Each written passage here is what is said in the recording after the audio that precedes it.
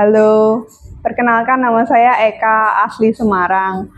Eh, saya bantu-bantu kantin kebajikan ini setelah COVID kelihatannya ya. Lupa sih, ya sekitar itu. Niat awal ya karena seneng gue bantu-bantu orang gitu, memberi makan. Kan makan kita dengan memberi makan kita bisa ini apa kasih tenaga, terus habis gitu bisa buat orang seneng, makan kenyang hati senang. Tugasnya apa gitu? Tugasnya ya bantu-bantu ringkes-ringkes kalau sudah selesai, piring sendok dibawa ke dapur dibersihkan, terus habis itu melayani orang makan tambah nasi indah pakai kuah ya, gitu sih. Pengalaman yang paling berkesan loh. Pengalaman yang berkesan yang datang macam-macam, dari yang paling tua ada, terus yang masih setengah tua ya ada, tapi yang sudah tua-tua tuh kadang kalau merasa aduh kasihan ya, mereka sudah senior tapi tidak ada apa sanak saudara itu yang sampai harus datang ke sini, apa datang ngantri menerima makan terus itu untuk melanjutkan hidup. Ya mungkin satu bentuk penghematan kali ya, mereka ya pasti mungkin masih punya sedikit uang tapi dengan makan di sini masih bisa berhemat untuk yang lain. Apa yang membuat terharu? Terharu. Pengalaman yang membuat terharu. Terharu ya yang tua-tua itu, yang sudah senior itu. Ya, terus pernah ngalamin kesulitan nggak ketika melayani? Kalau kesulitan sih enggak sih. Yang menurut KJE kan kebajikan perlu nggak bagi masyarakat? Perlu. Kalau yang sudah senior-senior kadang kan kondisi perekonomian tidak selalu stabil ya, di mana kesehatan sudah menurun. Terus habis itu kalau mencari nafkah juga nggak gampang. Mereka kan masih bisa melanjutkan hidup dengan makan di sini gitu.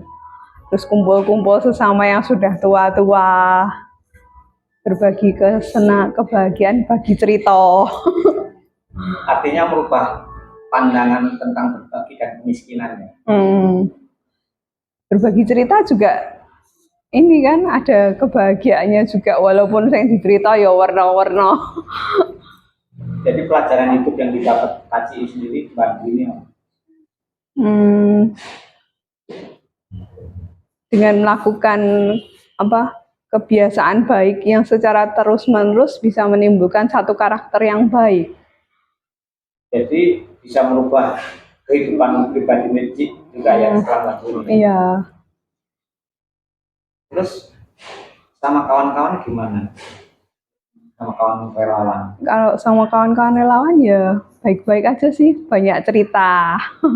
Terus ya berbagi seneng, ya nggawe dagelan dhewe. Kadang ya hidup itu penuh canda tawa ya pasang surut. Nggak selalu surut, nggak selalu pasang juga. Menurut Eka, ada nggak perbedaan lain kerjaan sosial yang lain sama kantin kebajikan?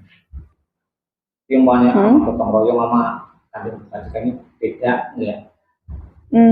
Ya supnya kan beda. Kalau kantin kebajikan kan memberikan makanan. Kadang kalau yang lain mungkin ada yang bidang kesehatan atau yang lain. Kalau ini ya dengan makanan kita bisa menambah tenaga, masih bisa menambah hari, tidak kelaparan ya, masih bisa bekerja. Terus Eka terpantik atau terdorong oleh semangat pendirinya nggak? Koagung sing golek duit sendiri, semangat aku harus iya ya kan, berdiri nggak cuma sendiri kan, kakinya banyak, harus butuh donatur juga kan. Galang dana juga nggak gampang, ditolak mesti berkali-kali. Ono getone yo, tapi ya mau berusaha. Kalau mau berusaha 50% berhasil, tidak berusaha 100% gagal. Terus ini kan masuk 10 tahun sih. Ya kan. Harapannya apa tentang kantin kebajikan? Oh ya, semoga masih terus bisa langgeng terus, donaturnya tetap ada terus. Terus mungkin ada pesan bagi penerima manfaat atau orang-orang yang datang ke kantin kebajikan. Pesannya ya mereka lebih ini kali ya, lebih tertib, kadang nggak tertib.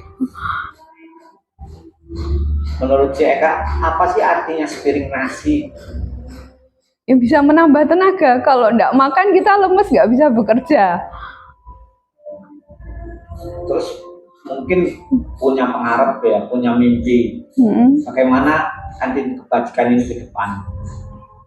Mimpi ya supaya tetap langgeng terus, tetap ada donatur dan makin banyak orang yang tergerak hatinya membantu. Juga yang dibantu ya. Artinya berharap bisa di mana-mana ada. Udah.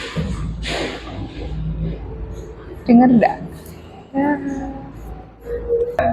Halo, nama saya Cuncun. Saya mau nambahin lagi cerita yang kemarin.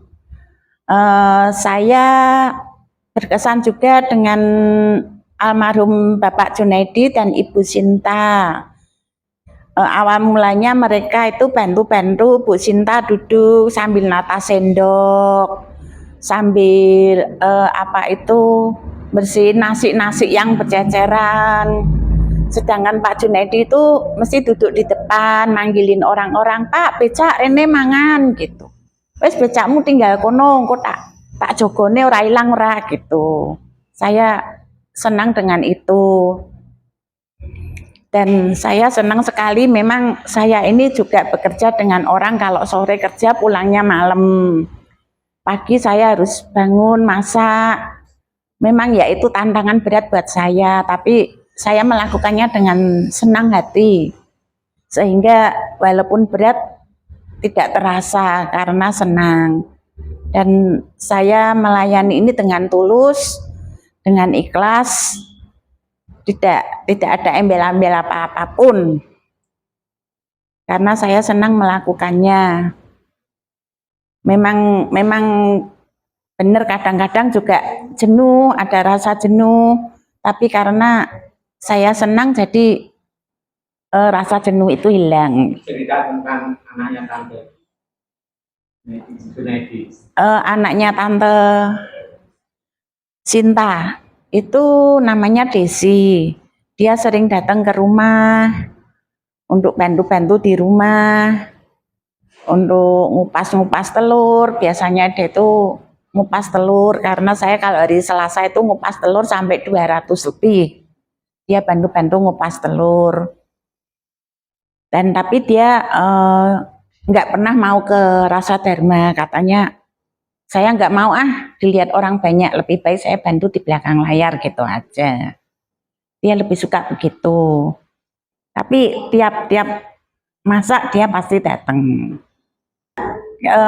Kita dapat donatur tahu itu 1 minggu 1 tong. Ya memang itu resiko juga buat saya, karena tahu itu nggak bisa disimpan. Jadi saya harus dari Pak Edi Birowo, itu saya harus ngopeni tahu lah istilahnya itu, karena kalau enggak kan basi. Terus juga mamanya Eka itu donatur telur buat kita. Juga kalau kita butuh apa-apa ke tempatnya Mama Eka dikasih gitu, nggak mau dibayar. Sampai kadang-kadang saya juga mau ke sana itu sungkan gitu. Nah, itu aja saya rasa. Dadah.